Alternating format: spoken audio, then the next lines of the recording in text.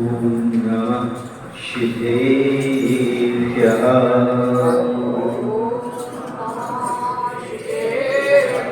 ॐ नमः शिवेभ्यः। जय श्री ओम नमः शिवेभ्यः। नमः श्रीवर्धमानमयो निर्धूतकलात्मने सालोकानां त्रिलोकानां यदि विद्यादर्पणायते यदि विद्यादर्पणायते। और अहिंसा परमो धर्मिकी देवादेशी महावीर भगवान की इंद्रधर महामंडल विधान की गुरुनाम गुरुआचार्य श्री ज्ञान सागर जी महाराज की आचार्य गुरुदेव भगवान श्री विद्यासागर जी महाराज की।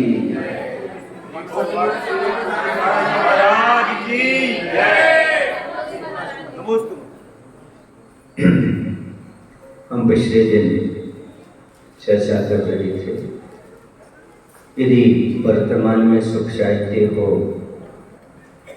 तो किसी को दुख मत देना। आज हम दूसरी बात करेंगे, वह दूसरी बात है सम्मान। सुख हर एक व्यक्ति चाहता है, लेकिन सम्मान भी हर एक व्यक्ति चाहता है। ऐसा कोई भी व्यक्ति नहीं जो सम्मान ना चाहता।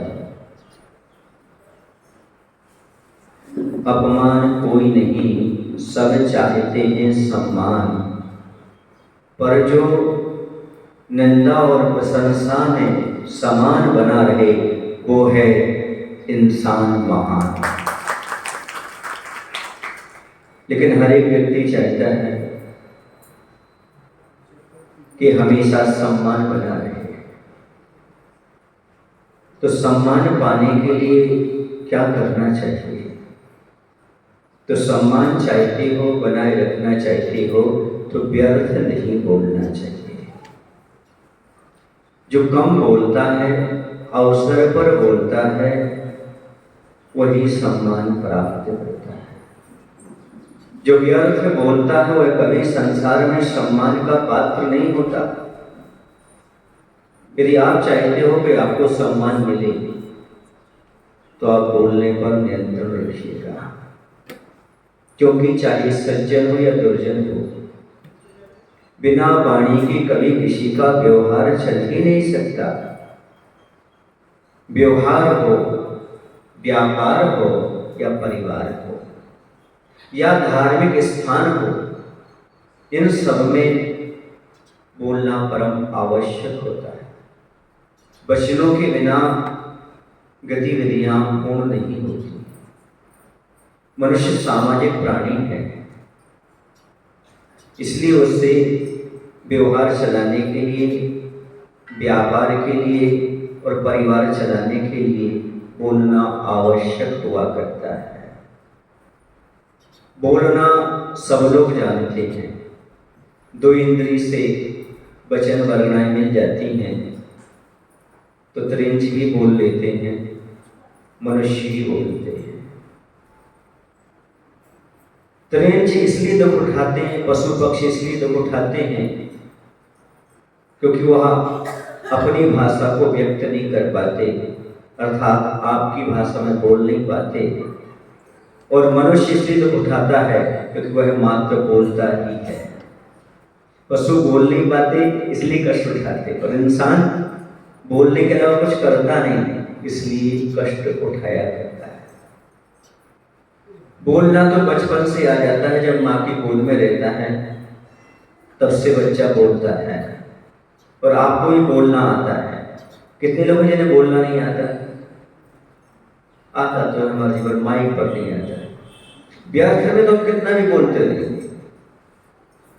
सपने में तक बड़बड़ाते रहते हैं, बोलते रहते हैं। सपने में बोलने को बड़बड़ाना बोलते। बोलना सब जानते हैं, पर महत्व तो बोलने का नहीं है, बल्कि क्या बोलना चाहिए इसका महत्व। क्या बोलना चाहिए, कब बोलना चाहिए, क्यों बोलना चाहिए, ये बहुत महत्वपूर्ण है। सम्मान इन बिंदुओं पर ध्यान देने से ही मिलता है। क्या बोलना, कब बोलना, क्यों बोलना, कैसा बोलना, यदि इतना ख्याल नहीं रखते तो कभी सम्मान के पात्र नहीं बन सकते। शब्दों के माध्यम से बहुत सारे काम बनते भी हैं और बिगड़ते भी हैं। आपने देखा होगा एक तालाब होता है, तालाब को दो तरीके से खोला जा सकता है। एक तो ताले को तोड़ दिया जाए और दूसरा चाबी लगा करके खोल दिया जाए। तोड़ने के लिए क्या चाहिए पड़ेगा? हथौड़ा। और खोलने के लिए क्या चाहिए पड़ेगा? इतनी छोटी सी चाबी ताले को खोल देती है। तोड़ने के लिए क्या चाहिए? कठोरता चाहिए। बस यही कहना चाहिए था। जहां पर समाज में वाणी में कठोरता आती है, समाज का ताला टूट जाता है, और जहां मधुरता आती है, ताला खुल जाता है।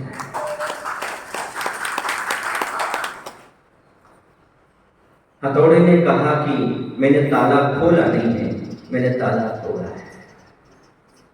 ताला खोलना अलग चीज और तोड़ना अलग चीज है। दुर्जन वही है जो कटु वचन बोलता है, सज्जन वही है जो मधुर वचन बोलता है। दोनों में अंतर इतना होता है, दुर्जन बोलकर समाज को तोड़ता है और सज्जन समाज को जोड़ता है। संबंध टूटते हैं, चाहे परिवार के हो चाहे समाज के हो, वो मात्र तुम्हारे वचनों के कारण। और संबंध जुड़ते हैं तो मात्र वचनों के कारण। मीठे वचनों से संबंध जुड़ते हैं और कड़वे वचनों से संबंध टूटते हैं। चाबी ने कहा, हथौड़े तुम तोड़ तो सकते हो पर कभी खोल नहीं सकते। तुम कैसे खोल लेते हो? मैं ऊपर ऊपर प्रहार नहीं करता। चाबी कहती है कि मैं ऊपर ऊपर प्रहार नहीं करती, मैं उसके हृदय तक जाती हूं, अंदर जाकर के और ऐसा कुछ परिवर्तन कर देती हूं कि ताला अपने आप 30 सेकंड में खुल जाता है, बिना आवाज किए, बिना ठोकर किए। इससे बोलते तलस्पर्शी वचन, जो हृदय को छू जाए, हृदय को परिवर्तन कर दे। हृदय को तोड़ दे वो ठीक है, हृदय को तोड़ने वाले, दिलों को तोड़ने वाले वचन कभी ना बोले। हृदय के माध्यम से आप आदमी को बदल सकते हैं। इसलिए हृदय स्पर्शी, तलस्पर्शी वचनों का उपयोग करें ताकि सामने वाले का हृदय परिवर्तित हो जाए और ताला अपने आप खुल जाए। उसी चाबी से ताला बंद होता है और उसी से बस वचन वही है। चाहे तो आप संबंध अच्छे बना लो, चाहे संबंध बिगाड़ लो, अलग से नहीं करना पड़ता और शब्दों के माध्यम से ही होता है। द्रौपदी ने तो मात्र 17-18 दिन तक युद्ध कराया था। महाभारत कितने दिन युद्ध चला था? 18 दिन मान के चलो, ठीक है, इतना युद्ध चला था। लेकिन आपके घर में तो रोज युद्ध चलता है।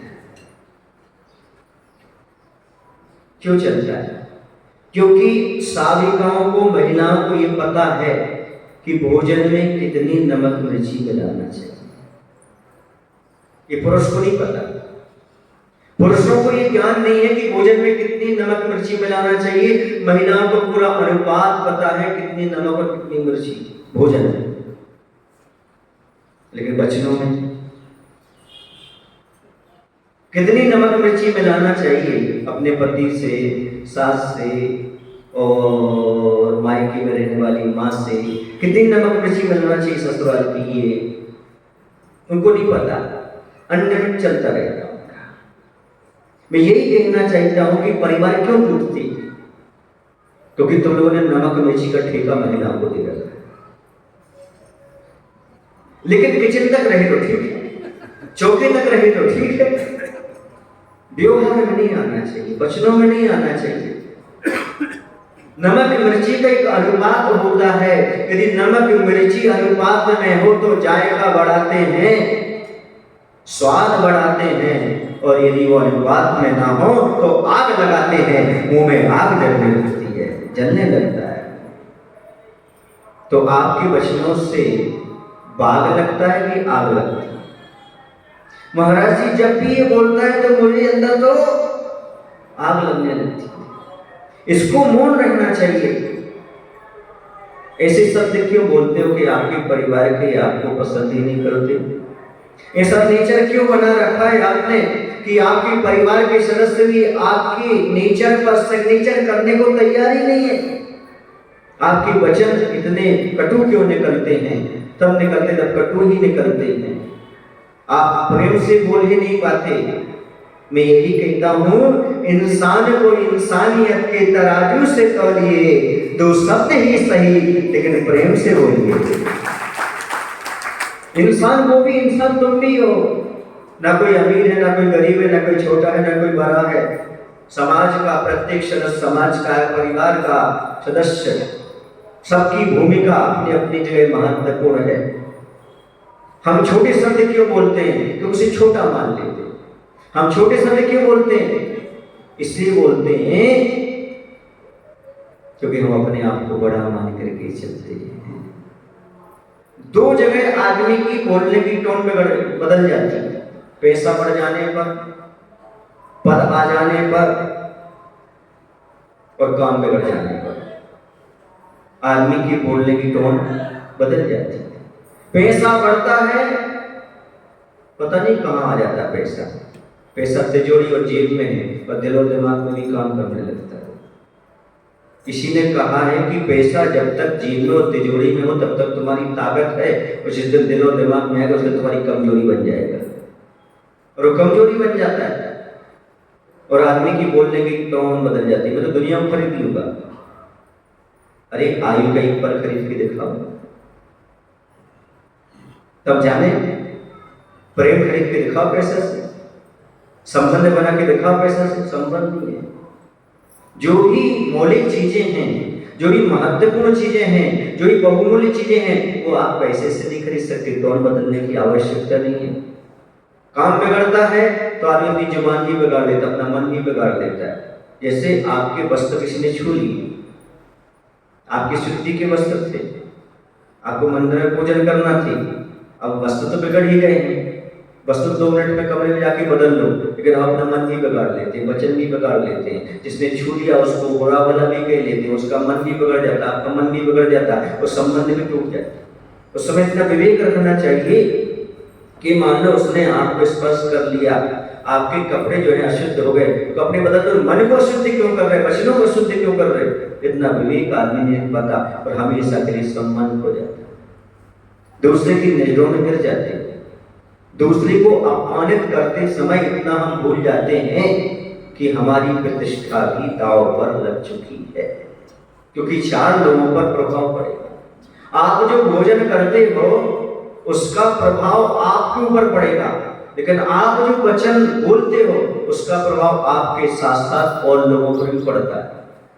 इसलिए भोजन कर लो, वो आपकी व्यवस्था है, आपका लॉस और प्रॉफिट होगा। लेकिन आप सोचो, जब वचन बोलते हो इस जिह्वा से, तो उस समय ख्याल रखना पड़ता है इसका समाज पर, परिवार पर, सब पर कितना प्रभाव पड़ रहा है। जो कम बोलता है, मीठा बोलता है, उसे लोग सुनना पसंद करते हैं। कहते जो कम बोलता है उसे लोग सुनना पसंद करते हैं, अरे ये तो बहुत अच्छे वक्ता है, इनको सुनो। और जो हमेशा बोलता रहता है, अरे तो वक्ता है, वक्ता हमेशा वक्ता रहता है। अंतर हो गया ना? एक अच्छे वक्ता होना और हमेशा वक्ते रहना, दोनों में बहुत अंतर होता है। जो वक्ता रहता है उसका कोई नहीं सुनता, और जो अच्छा वक्ता होता है कोई सुनना उसको पसंद करता है। मेरा प्रश्न ये है, आप पैसे को संपत्ति मानते हो, क्या आपने कभी शब्दों को संपत्ति माना? पैसा हर किसी को निकाल के दे देते क्या? तो शब्द हर किसी के सामने क्यों बोलना शुरू कर देते आप? कोई मिल जाए वार्तालाप शुरू। इसे संपत्ति समझो ये बड़ी दुर्लभ है। जो आपके लिए वचन वर्णना मिली हुई है उसका अच्छे से उपयोग करने का प्रयास करें।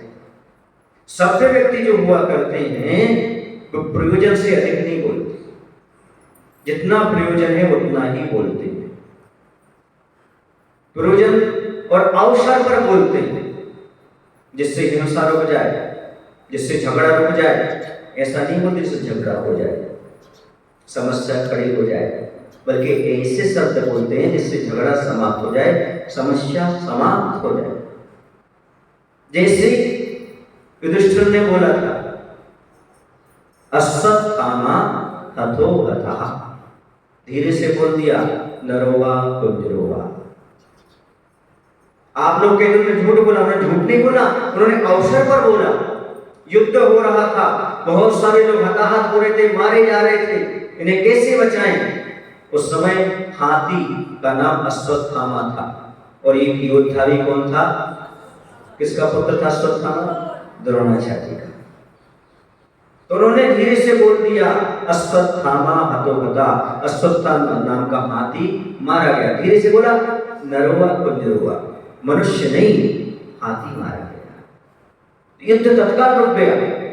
मरी इतनी बड़ी हिंसा को रोकने में अवसर पर बोलना युधिष्ठिर को ही आता है, जिन्हें आप धर्मराज के नाम से जानते हैं। उन्होंने अवसर पर बोला, हिंसा रुकना चाहिए, झगड़ा रुकना चाहिए, कलह समाप्त होना चाहिए। ऐसी वचनों का उपयोग सब लोग करते हैं, जहां पर झगड़ा रुक जाए, कलह रुक जाए, समस्या का समाधान हो जाए। ऐसे शब्द कभी नहीं बोलते जहां कलह हो जाए, हिंसा हो जाए, समस्या खड़ी हो जाए, झगड़ा हो जाए परिवार समाज में। ऐसे शब्द सब लोग कभी नहीं बोला करते। अवसर पर बोलो। अवसर पर कैसे बोलो?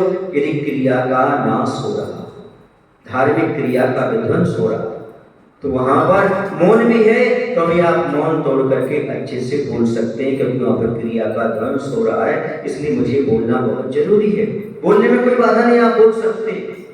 लेकिन जब कभी क्रिया का लोप होता, यदि किसी की प्रशंसा का समय आ जाए, तो बोलना, जरूर बोलना, मौन नहीं रहना। यदि आपके मन में आए कि हमें फलाने व्यक्ति की प्रशंसा करना है, तो आप प्रशंसा करने मत चूकना। तीसरी जगह कहा? अवसर दुख में सांत्वना के शब्द। यदि कोई बीमार है, कोई दुखी है, तो उसके यहाँ बैठने आप जा रहे हैं, उसको संबोधन करने जा रहे हैं, सांत्वना के शब्द बहुत जरूरी है। तीन जगह तो आप बोल सकते हो। जहां धर्म वृद्धि कार्य हो रहा हो वहां बोल सकते हो, जहां पर किसी की प्रशंसा करना हो वहां पर बोल सकते हो, और किसी दुखी व्यक्ति को सांत्वना देना हो वहां बोल सकते हो। ये कहलाते अवसर पर बोलना। और अवसर पर बोलना सभ्य पुरुषों को ही आता है। दूसरी बात है सभ्य पुरुषों की, वो दूसरों के दोषों को नहीं कहते। यदि दूसरों के दोष दिख भी जाए तो कहते नहीं, अभिव्यक्त नहीं करते। सज्जन की ये परिणति होती है, सज्जन की ये विशेषता होती है, दूसरे के दुर्गुणों को देख तो लेता है, दूसरे के दोष देख तो लेता है, लेकिन कभी वह अभिव्यक्त नहीं करता, किसी तीसरे से कहने की कुछ चेष्टा नहीं करता। इस सज्जनों का आंखों देखा, कानों सुना हाल। सज्जन किसी से ना कहे, यह है सज्जन की ढाल। अपने आप को भी सुरक्षित रखता है, दूसरों को भी सुरक्षित रखता है। दूसरों के दोष देखने और बताने से सम्यक दर्शन में दोष लगता है, और दूसरों के दोष ढकने से वो गुहन अंग का पालन करता है। हमें दूसरे के दोष बहुत जल्दी दिखाई दे जाते हैं, लेकिन हमें अपने दोष दिखाई नहीं देते। इसलिए इस बात को हमेशा ध्यान रखना चाहिए। यदि आप सज्जन बनना चाहते हो, सम्मान चाहते हो, तो दूसरे के दोषों को नहीं कहो। तीसरी बात है असभ्य वचन नहीं बोलता। चाहे उसके साथ कोई कितना भी दुर्व्यवहार कर दे, पर वह असभ्य वचन नहीं बोलता। नारी पर्याय में शब्दों का संतुलन बहुत आवश्यक है। नारी को कभी कड़वा नहीं बोलना चाहिए, क्योंकि नारी परिवार की रीढ़ की हड्डी होती है। रीढ़ के बिना परिवार नहीं टिकता, वैसे नारी के बिना परिवार नहीं टिकता।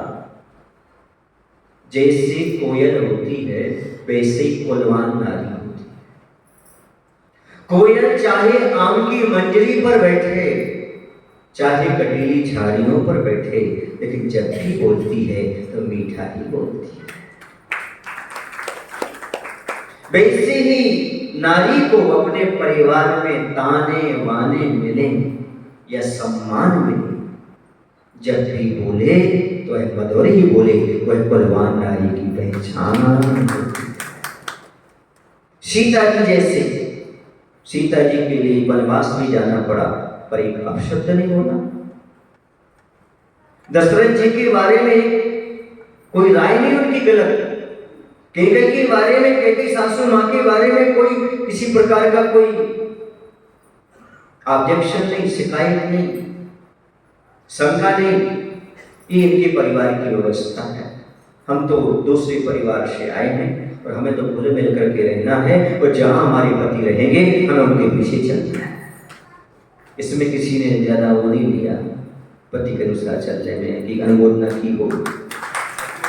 आप क्यों कर रहे हो, दोनों करने दो।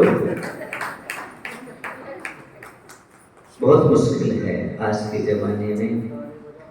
शीलवानों की कथा पढ़ना सरल है, लेकिन अपने जीवन में उसका अमल करना बहुत कठिन काम है। इसलिए कहना चाहता हूं कि आपकी वाणी चाबी बने, कभी हथौड़ा ना बने, जो परिवार और समाज को तोड़े ना बल्कि जोड़ने का काम करे, तो समझना आपके जीवन में आनंद ही आनंद आ जाएगा।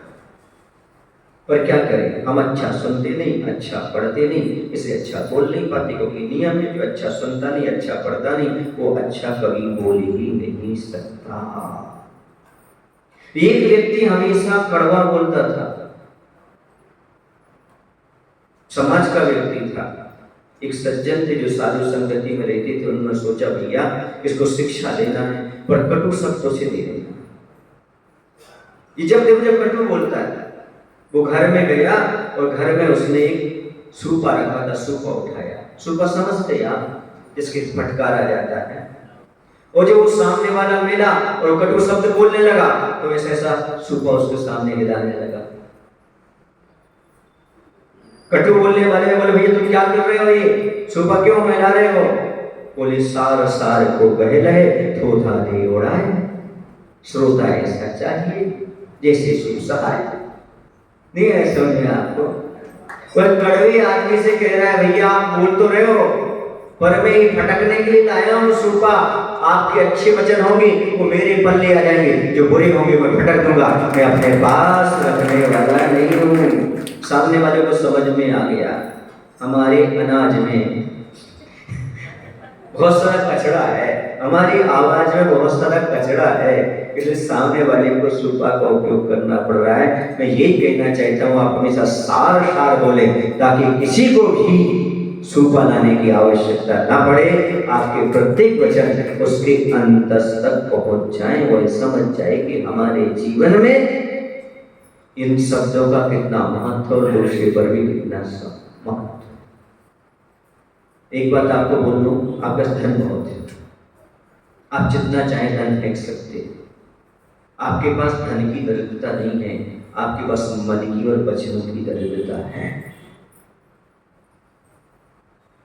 मन से आप पवित्र बनिए, मन से आप अमीर बनिएगा, शब्दों से अमीर बनिएगा।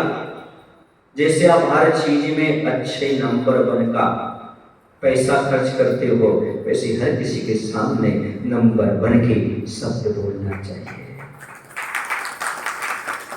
आप महलों में रहने वाले हो, कभी झोपड़ी में रहना पसंद नहीं करते, और कभी साइकिल पर घूमना पसंद नहीं करते, और सामान खटारा गाड़ी में बैठना पसंद नहीं करते, और ऐसे वैसे कपड़े पहनना पसंद नहीं करते, क्योंकि आपका स्टैंडर्ड लो होता है। वैसे शब्दों के बारे में सोचो, शब्द झोपड़ी वालों जैसे बोल देंगे, शब्द खटारा गाड़ी वाले जैसे बोल देंगे, उसमें कोई स्टैंडर्ड लो नहीं होता आपका।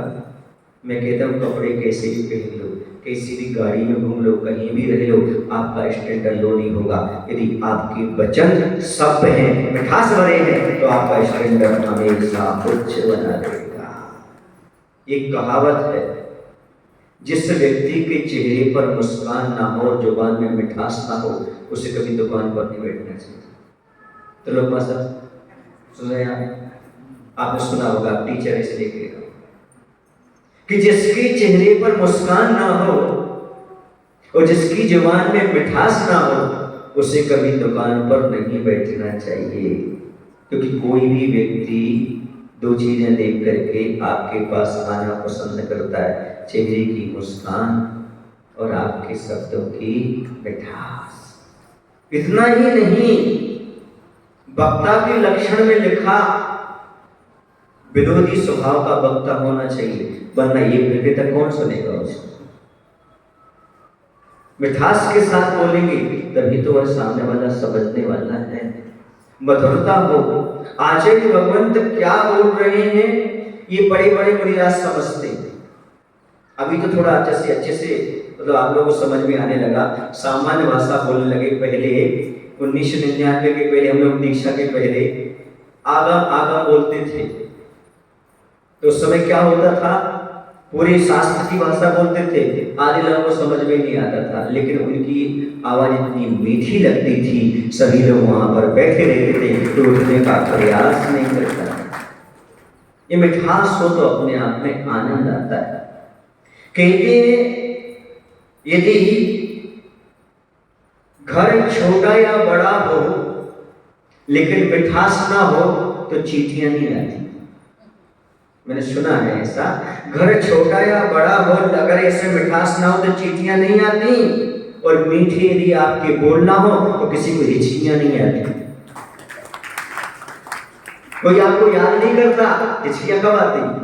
जब आपको कोई याद करे। समझ में आए? यदि आपके बोल मीठे नहीं है तो कोई आपको याद नहीं करता, और यदि आपके वचन मीठे तो हर कोई आपको याद करता है। महाराज जी करते तो हैं, किस रूप में करते हैं ये कभी हमारे सामने न आ जाए। तो याद रखो, भोजन वही करना जिससे शरीर गड़बड़ ना हो, अस्वस्थ ना हो। भोजन वही करना जिससे शरीर गड़बड़ ना हो, अस्वस्थ ना हो, और वचन वही बोलना जिससे व्यवहार अस्वस्थ ना हो, व्यवहार गड़बड़ ना हो। वचनों से व्यवहार, भोजन से शरीर चलता है। आप जैसे अच्छा खाना पसंद करते हो, वैसे अच्छा बोलना भी पसंद किया करो। पौधे को एक लिमिट से पानी की जरूरत पड़ती है फसल के लिए, और भोजन में नमक की भी एक लिमिट होती है, दूध में शक्कर बूरे की भी एक लिमिट होती है, वैसे व्यवहार में वचनों की भी एक लिमिट होती है। एक बात हमेशा याद रखना, यदि आपका पैर फिसलता है तो हड्डी टूट भी सकती और नहीं भी टूट सकती है, लेकिन यदि आपकी जुबान फिसलती है तो परिवार, संबंध, समाज सब टूट जाया करते हैं। जैसे पैर संभल करके रखते हो, वैसे वचनों को भी संभल करके बाहर निकाला करो, वरना परिवार और समाज टूटने में देर नहीं लगती। मैं आपसे पूछना चाहता हूं, आपके परिवार में कोई व्यक्ति बाहर से आता है तो आप अच्छा भोजन कराते हो, दूध, शरबत, मीठा, नमकीन भोजन कराते हो, पर शब्दों में यदि थोड़ी कमी हो जाए तो क्या आदमी आपकी प्रशंसा कर पाएगा? बोलो ना। आप अच्छा खूब खिला देना उसको, लेकिन इतना बोल देना कभी ऐसा खाया आपने, क्या होगा? और आप रूखा सूखा खिला देना और ये कहना भैया हम गरीबों के पास इतना ही था, बस वह हमेशा याद रखेगा और गदगद होकर के जाएगा। वो कहेगा भैया भले आपके पास पैसे नहीं है पर आपके पास प्रेम तो है, आपकी वाणी में मिठास तो है। मैं जहां भी जाता हूं वहां मुझे मिठास मिलती है, मैं जहां भी जाता हूं वहां प्रेम मिलता है, ऐसी कोयल कौवी सी कहे। मैं जहां भी जाती हूं वहां पर मुझे सब पसंद करते हैं, सम्मान मिलता है, मिठास मिलती है। कौवा कहता है मुझे तो हर कोई व्यक्ति पत्थर मारने तैयार रहता है। एक काम करो, तुम भी कलयुग है कोयल, तुम एक काम करो, तुम भी रंग बदल लो। क्यों? लोग तुम्हें कौवा समझ करके पत्थर मारेंगे। तो कोयल ने कहा, मुझे रंग अंग बदलने की आवश्यकता नहीं है, मुझे मात्र बोलना है, सबको पहचान हो जाएगी कि मैं कोयल हूं कि कौवा हूं। मायने समझे? आपके रूप रंग से, पैसों से, अमीरी गरीबी से पहचान का कोई लेना देना नहीं है। आपके व्यवहार से, आपके वाणी से आपकी पहचान होती है। धन से धनवान की पहचान होती है, पर वाणी से एक बलवान की पहचान होती है। जो अच्छे कुल का व्यक्ति होता है वो अच्छी भाषा बोलता है, प्रेम से बोलता है, मधुर बोलता है, धीमा धीमे शब्दों से बोलता है, और कटु शब्दों का कोई प्रयोग नहीं करता। कटु शब्द से बचो। शब्द तीन प्रकार के होते हैं, कांटे जैसे, कैंची जैसे, करेला जैसे। तीनों के केस शुरू हो रहा है और कुंतु सार सुना रहे हैं। कैसे? आप पहला कौन सा? कांटे जैसा, दूसरा कैंची जैसा, तीसरा अब आप समझ गए। कांटे का स्वभाव क्या है? चुभना। ऐसे शब्द भी कटु होते हैं जो चुभते हैं आदमी के अंदर। बड़ी मुश्किल से निकलते हैं वो, अंदर ही अंदर चुभते रहते। महाराज जी उन्होंने 4 साल पहले ऐसा बोला था, तो बोलकर चला गया, लेकिन अभी भी हृदय में चुभ रहे हैं। कैंची जैसे, कैंची का काम करती है, काटना जैसे शब्द। तीसरे करेला जैसे, कड़वे, कोई सीधा खा ले तो खाए नहीं सकता। ऐसे 3 प्रकार के शब्द हुआ करते हैं। और भी शब्द अच्छे होते हैं, बता दे कौन से? मलहम जैसे। कैसे होते हैं? मलहम जैसे भी शब्द होते हैं। दूसरे बता दे कैसे होते हैं? फेविक्विक जैसे। फेविक्विक समझते हो? क्या करती है? जोड़ देती है। क्या करती है? जोड़ देती है, जोड़ने वाले शब्द। और मलहम जैसे घाव को भरने वाले हुआ करते हैं। ऐसे शब्दों का उपयोग किया करो। और अगले शब्द होते हैं शक्कर जैसे, कहीं से भी खाओ, मिश्री जैसे, कहीं से भी खाओ, मिश्री की डली मीठी ही लगी। लोग कहते हैं सत्य कड़वा होता है। ठीक है, मैं मान लेता हूं सत्य कड़वा होता है, पर एक बात और हमारी आपको मानना पड़ेगी, बहुत गंभीर है समस्या को, तो समझना। सत्य कड़वा कथनचित हो सकता है, पर कड़वा कभी सत्य नहीं हो सकता, ये भी पर है। कड़वा सत्य कभी सत्य नहीं हो सकता। चलिए, कड़वे शब्द तो हमेशा असत्य ही होते हैं। चुगली के शब्द, निंदाकारक शब्द, ये कभी सत्य की कोटि में नहीं आते। कुछ लोगों का काम चुगली करना होता है और बिना माचिस की आग लगा देता है। चुगलखोर क्या करता है? बिना माचिस की आग लगा देता है, जिससे 2 व्यक्तियों का प्रेम देखा नहीं जाता, वही ऐसा काम करता है। सुनिए, आप लोग, एक बार 2 मित्र थे, बहुत घनिष्ठ मित्रता थी। तो 4 लोग चले जा रहे थे। बोले अरे बहुत अच्छे मित्र जब जो एक साथ मिलते हैं, इनकी मित्रता कभी टूटती नहीं। एक दुर्जन सा था, वो बोला हम तोड़ के दिखा दे, 5 मिनट में तोड़ देंगे। बोले हाँ, वर्षों की मित्रता, हाँ 5 मिनट में तोड़ देंगे, आप देखते रहिए।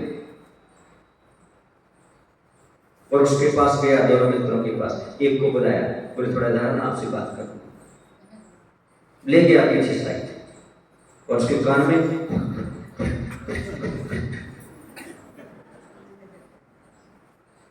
जाओ जाओ जाओ। अरे बोले क्या को बुलाया था? बोलना नहीं था। बोले जाओ मित्र के पास, मित्र के पास गया और ये बोलता गया वो दुर्जन, बताना नहीं किसी को। और बोला कुछ नहीं उसने, और क्या कह दिया, बताना नहीं किसी को, चला गया। मित्र के पास आया, मित्र पूछा क्यों, वो क्या बोल रहा है? अरे बोले कुछ नहीं बोला, देखो कह गया है बताना नहीं, तो हमसे छिपा रहे हो, वर्षों की मित्रता है, हमें आपको हमसे तो छिपाना नहीं चाहिए ना। बोले मैं कह रहा हूँ ना, आपके सर पर हाथ रख कर कह रहा हूँ। उसने कुछ नहीं बोला, बस उसी दिन से क्या हुई, दोस्ती टूट गई। सुन रहे हैं आप लोग, फसर फसर में भी बहुत कुछ काम होता है। कौन से में? ये आपके शब्दों की, ये आपकी मन की परिणति है। तोड़ने में सब माहिर हैं, जोड़ने में कोई नहीं। एक बच्चा बोला महाराज जी, भगवान से तो बलवान शैतान होता है। मैंने कहा भैया कैसे? बोले देखो ना, भगवान के मंदिरों को भी शैतान तोड़ देता है, मूर्ति की चोरी कर ले जाता है, भगवान क्या करते रहते? मैंने कहा बेटा एक ध्यान रखो, मंदिरों को बनाना जोड़ना अच्छा काम है, और तोड़ना बुरा काम है। तो जो बुरा काम करे वो पहलवान है, जो अच्छा काम करे वो पहलवान है। बोले जो जोड़ने का काम करे वो ही बड़ा है, भगवान ही बड़ा हो सकता है, शैतान कभी बड़ा नहीं हो सकता, शैतान कभी बड़ा नहीं हो सकता। ऐसी कटु वचन बोलने वाला कभी बड़ा नहीं होता, तोड़ने वाला कहीं बड़ा, जो जोड़ता है वो हमेशा बड़ा होता चला जाता, बड़ा होता भी है। तो इस बात का हमेशा याद रखना कि हमारे लिए अपने जीवन में ये वाणी मिली है, ये वाणी बाण ना बने, बीड़ा बने। बाण क्या करता है आपको पता है, और बीड़ा क्या करती है आपको पता है, बस आपको समझने की आवश्यकता है। हम जिन शब्दों का उपयोग कर रहे हैं वो शब्द हमारे कैसी हैं, किस प्रकार की हैं। मैं कई बार सोचता हूँ आप लोग ग्राहक के कटु शब्द सुन लेते हो, पर पिताजी के नहीं सुन पाते, समाज के सदस्यों से नहीं सुन पाते। क्यों? क्योंकि आपको वहां क्या दिख रहा है, प्रॉफिट। आज जैसे कहते हैं एक कोई ग्राहक आता है, सामान फैलाता है, ले कुछ नहीं जाता है, उससे भी कहते भैया बाद में आना, और अच्छा सामान लाएंगे धन्यवाद देकर देते हैं आप, और नहीं देता तो दद्दा दे दो लो। तो समाज में, परिवार में, क्योंकि आपको वो दुकान चलाना आती है, धर्म की दुकान चलाना नहीं आती। धर्म की दुकान वही चला सकता है जो कटु शब्द सुन करके भी कटु नहीं बोलता, बल्कि उससे अच्छे से प्रेम से बोलता है। वही धर्म के आगे प्रगति कर सकता, आगे कर सकता है। आप लोग बोले तो, पर मर्यादा अवश्य रखें। बोलते समय मर्यादा ये रखें, जब आप बोल रहे हो ना, सुने आप लोग क्यों नहीं, आप डेट तो भूलें पर कैलेंडर ना भूलें। समझ गए? नहीं ऐसा 24 घंटे तो बोलें, पर एक ही दिन बोलें, रोज ऐसे ना बोलते जाए बोलते जाए बोलते जाए बोलते जाए। एक सज्जन आए तो बोले महाराज श्री, हमारी श्रीमती जी जो है ना, अहिंसा धर्म पर, सुने आप लोग क्यों नहीं, आप कोई भी एक टॉपिक दे दो उनको, वो आधा घंटा तो लेक्चर दे ही देती। दूसरा व्यक्ति बोला था, बोले महाराज जी हमारी श्रीमती तो ऐसी है, बिना सब्जेक्ट के भी 2-2 घंटे लेक्चर देते। क्यों नहीं आया ऐसा? कोई भी सब्जेक्ट ना हो तो भी बोल देते हो, क्यों नहीं आया? सबको समझ में आ रहा है, कोई बोल नहीं पा रहा है, उसे पता है अभी घर जाना है। हाँ, ऐसी एक महिला अपने पति के लिए हॉस्पिटल ले गई। जब हॉस्पिटल गए तो डॉक्टर से कहते, डॉक्टर साहब हमारे पति को रात में सपने में बड़बड़ाने की आदत है। किसकी आदत है? बड़बड़ाने की आदत है। अभिषेक तो डॉक्टर ने कहा इसका कोई इलाज नहीं है, बस एक इलाज है, इसे दिन में बोल लेना दिया करो, बस काम बन जाएगा। दिन में तो बोल लेना दिया करो, दिन में बोल लेगा तो कोई दिक्कत नहीं। बहुत मुश्किल है। आदमी इतना बोलता है कि सामने वाला बोल ही नहीं पाता है, सामने वाले अपनी बात रख ही नहीं पाता है। मत आप सुनिए, बोलिए मत। ऐसी परिणति वाले जीव इस संसार में रहते हैं। बोलते रहते, क्या बोल रहे उन्हें कुछ नहीं पता, किससे बोल रहे पता नहीं, क्यों बोल रहे कोई पता नहीं, बस बोलना चाहिए। इसलिए कहता हूं बोलते समय कम से कम कुछ मर्यादा तो रखो, हमें कितना बोलना कितना नहीं बोलना। अप्रिय बोलने से बचो, बोलो तो प्रिय बोलो, अप्रिय मत बोलना। बोलना नहीं आता मौन रहो, पर कम से कम अप्रिय तो मत बोलो, क्योंकि अप्रिय बोलने से घर नरक बन जाता है और प्रिय बोलने से घर स्वर्ग बन जाता है। ये वचनों का संतुलन है। हम वचनों के माध्यम से नरक का निर्माण भी कर सकते हैं और वचनों के माध्यम से स्वर्ग का निर्माण भी कर सकते हैं। ये सब हमारे ऊपर डिपेंड है, कोई दूसरा व्यक्ति कुछ करने वाला नहीं। यहाँ पर डॉक्टर बैठे हैं सचिंद्र मोदी, वो इस चीज को जानते होंगे कि शरीर में एक ऐसा पार्ट है जहां पर घाव लग जाए तो सबसे पहले घाव सूख जाता है। तो कौन सा स्थान है? कौन सा स्थान है? जिह्वा। जीभ पर कोई घाव लग जाए तो सबसे पहले घाव वही भरता है।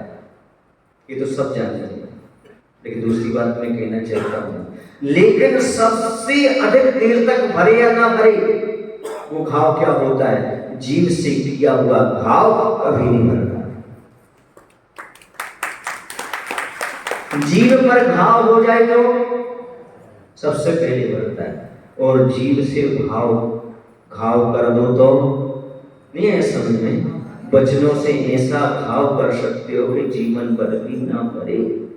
कितनी बड़ी बात है कि हमारे जीवन में इस समझने की आवश्यकता है कि हमारी जीभ में घाव हो जाए तो जल्दी भर जाए, लेकिन हम जीभ से घाव कर दें तो जीभ में तो घाव बहुत कम होता है, लेकिन जीभ के द्वारा तो घाव हम हमेशा करते ही रहते हैं।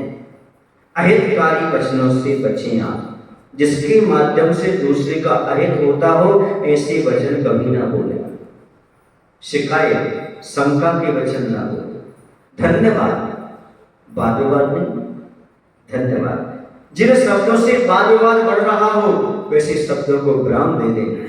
जिस शब्दों में धन्यवाद मिल रहा हो ऐसे शब्दों को बोलना शुरू करें।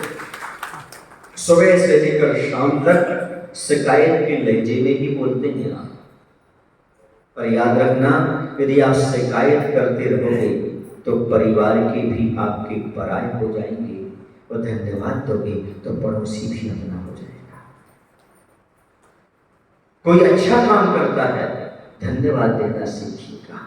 शिकायत तो हमारे पास बहुत शिकायत का पुलंदा है, कहीं भी गलत देखते तो शिकायत करने के लिए तैयार हो जाते, लेकिन कहीं अच्छा हो रहा हो तो उसकी प्रशंसा भी तो कर सकते। नहीं महाराज श्री, वो कार्य मैंने किया होता तो प्रशंसा सब करते, वो तो उसने किया है जिससे मेरी पटरी नहीं बैठती, इसलिए मैं प्रशंसा नहीं कर सकता। मतलब इतनी दरिद्रता, सामने वाले को चार शब्द भी नहीं दे सकते, तो कैसे कहें कि आपके अंदर मानवता है। जो मानव होता है वह अच्छी तरह से बोलता है। मैं तो प्राय करके सब कुछ जानते हुए भी लोगों से उतना ही बोलता हूँ जितना काम का है, क्योंकि मुझे पता है वर्तमान में लोगों की श्रद्धा कांच के बर्तन से भी कमजोर है। कैसी है वर्तमान लोगों की श्रद्धा? धर्म के प्रति, गुरु के प्रति कांच के बर्तन से भी। कांच का बर्तन गिरेगा तो फूट नहीं सकते, फूटेगी, लेकिन थोड़ा सा शब्द आदमी के पास पहुंचा उसमें आदमी को डूबने में देर नहीं लगती। ठीक है, तो अब मैं कल से मंदिर नहीं आऊंगा, कल से मैं गुरुओं के पास नहीं आऊंगा, मुझे धर्मशाला नहीं आना, ऐसे शब्दों का उपयोग व्यक्ति करने लगता है। क्यों? वहां पर कमेटी में झगड़ा होता है, वहां पर लड़ाई होती है, वहां पर बातें होती हैं, मैं नहीं रहना चाहता। ये आज की स्थिति है। आपके वचनों से यदि कोई ने धर्म छोड़ दिया, मंदिर छोड़ दिया, तो उसका पाप किसको लगेगा? इसलिए ऐसे शब्द बोले आप जिसके माध्यम से व्यक्ति जोड़े। धर्म में आकर के अपना स्थान प्राप्त करे और उसका छठा अंश आपको लगे, क्योंकि आपने उसे जोड़ने का प्रयास किया है। याद रखें, व्यवहारिक दूध है, इसमें चीनी तो डालें लेकिन कभी नींबू न डालें। नींबू डालने से वह दूध फट जाएगा और चीनी डालने से उसका स्वाद बढ़ जाएगा। ये आपके ऊपर डिपेंड करता है कि आप नींबू जैसे शब्द बोलते हैं या फिर आप शक्कर जैसे शब्द बोलते हैं। जैसा आप बोल सके वैसे बोलने का प्रयास करिएगा। मेरा ये कहना है, आपका जीवन है, अच्छा बोलेंगे तो अच्छा और बुरा बोलेंगे तो बुरा, क्योंकि आपके वचनों का भी प्रभाव पड़ता है। वाणी व्यक्तित्व का आईना है। आपकी वाणी से आपका व्यक्तित्व निखर करके सामने आता है। यदि आप किसी की निंदा कर रहे हैं तो निश्चित है आप अपने व्यक्तित्व को उसके सामने रख रहे हैं। कोई व्यक्ति किसी की निंदा करता आता है तो मैं समझ जाता हूँ उसका व्यक्तित्व कैसा होगा वो जाने, पर इसका व्यक्तित्व तो समझ में आ जाता है, क्योंकि निंदा करना 100 औरों पर के लिए घातक है, शिकायत करना भी घातक है। ऐसे शब्दों का उपयोग कभी ना करें जिससे घर परिवार समाज में तनाव उत्पन्न हो जाए, हिंसा का वातावरण बन जाए। ऐसे शब्दों का उपयोग बंद करें जिसके माध्यम से यदि तनाव पैदा हो रहा हो तो तनाव शांत हो जाए। कहते हैं जो ठंडक नहीं होती घड़े के पानी में, वो ठंडक होती है एक अच्छी ज्ञानी में। घड़े के पानी में वो ठंडक नहीं है जितनी ज्ञानी की वाणी में ठंडक है। आदमी को ऐसी सांत्वना मिल जाती है। चंदन शीतल होता है, चंद्रमा की किरणें शीतल होती हैं, तो उससे भी शीतल सज्जन की वाणी हुआ करती है। ताप पाप संताप को नष्ट करने वाली सज्जनों की वाणी होती है।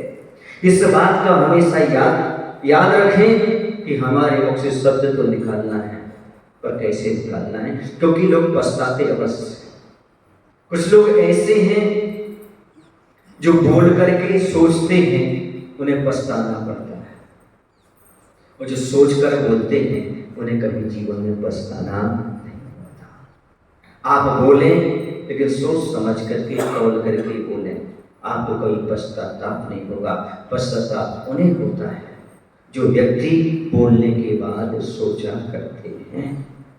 याद रखो, जब तक आपने बोले नहीं तब तक शब्द आपके थे, और जैसे आपने बोल दिए फिर वो अपने नहीं रह जाते हैं, वो दूसरे के पास पहुंच जाते हैं। इसलिए बोलते समय इतना ख्याल रखना कि दूसरे के पास जा रहे हैं कैसे होंगे। अपने बच्चे जब दूसरों के परिवार में जाते हैं उन्हें सिखा दिया जाता है, बेटा वहाँ कुछ मांगना नहीं, वो दे भी तो नहीं, अभी हम खा करके आए हैं, वो पैसे दे तो नहीं लेना। बोलो ना, बच्चों को सिखा देना, वहाँ उद्यम नहीं करना, कोई चीज़ नहीं छूना।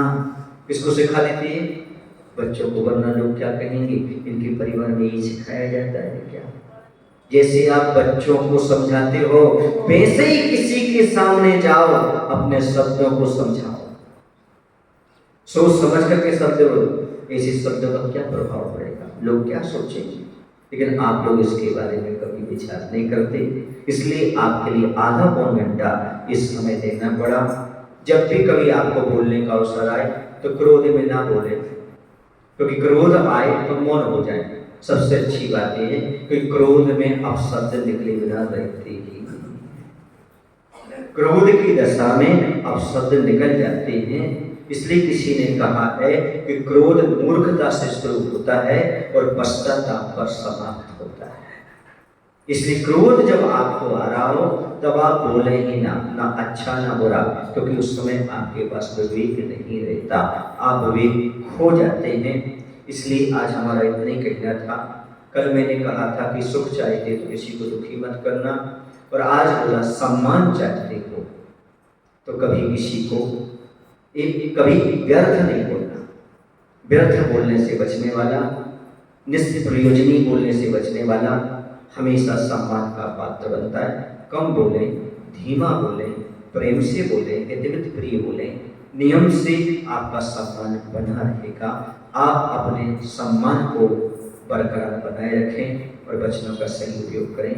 इन्हीं भावनाओं के साथ बड़े महावीर भगवान की आचार्य गुरुदेव भगवान श्री विद्यासागर जी महाराज की बोले, हे प्रभु हम सभी को कितनी शक्ति कितनी बुद्धि देने की कृपा करो, ताकि हम अपने वचन वर्णना का सदुपयोग कर सकें। नमस्कार।